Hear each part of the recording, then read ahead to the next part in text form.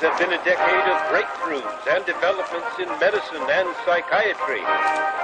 Scientists have developed a new technology to cure mentally ill adults. With the use of electroshocks, the minds of sick patients are being wiped clean, giving them a fresh start. On this blank slate, physicians then imprint a new, healthy personality. Remaking people, shocking them into obedience.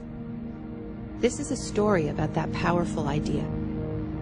In the 1950s, it caught the attention of the CIA. The agency funded a series of experiments. Out of them was produced a secret handbook on how to break down prisoners. The key was using shock to reduce adults to a childlike state.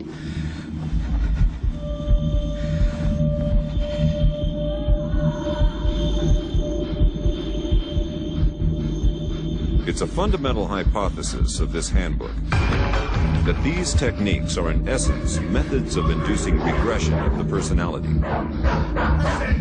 There is an interval, which may be extremely brief, of suspended animation, a kind of psychological shock or paralysis. Experienced interrogators recognize this effect when it appears, and know that at this moment the source is far more open to suggestion, far likelier to comply than he was just before he experienced the shock.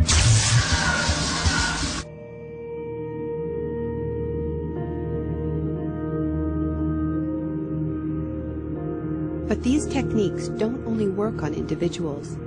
They can work on whole societies. A collective trauma, a war, a coup, a natural disaster, a terrorist attack puts us all into a state of shock. And in the aftermath, like the prisoner in the interrogation chamber, we too become childlike, more inclined to follow leaders who claim to protect us. One person who understood this phenomenon early on was the most famous economist of our era, Milton Friedman. Friedman believed in a radical vision of society in which profit and the market drive every aspect of life, from schools to healthcare, even the army. He called for abolishing all trade protections, deregulating all prices, and eviscerating government services. These ideas have always been tremendously unpopular, and understandably so. They cause waves of unemployment, send prices soaring, and make life more precarious for millions. Unable to advance their agenda democratically, Friedman and his disciples were drawn to the power of shock. The subject should be rudely awakened and immediately blindfolded and handcuffed. When arrested at this time, most subjects experience intense feelings of shock, insecurity, and psychological stress. The idea is to prevent the subject from relaxing and recovering from shock.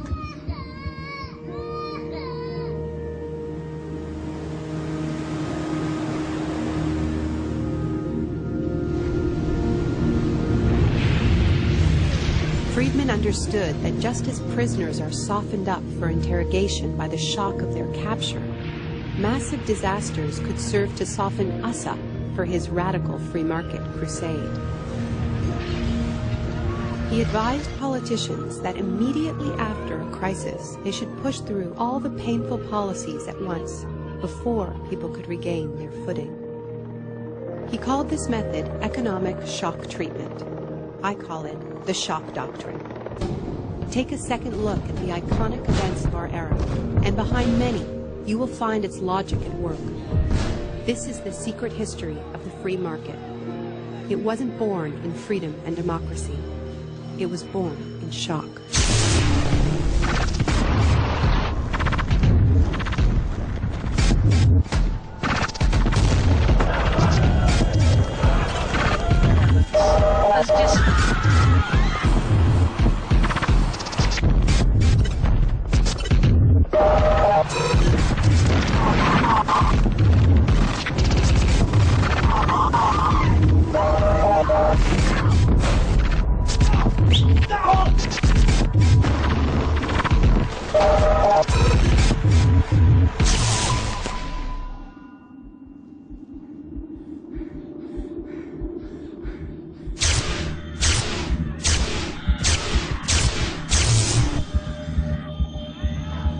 Isolation, both physical and psychological, must be maintained from the moment of apprehension.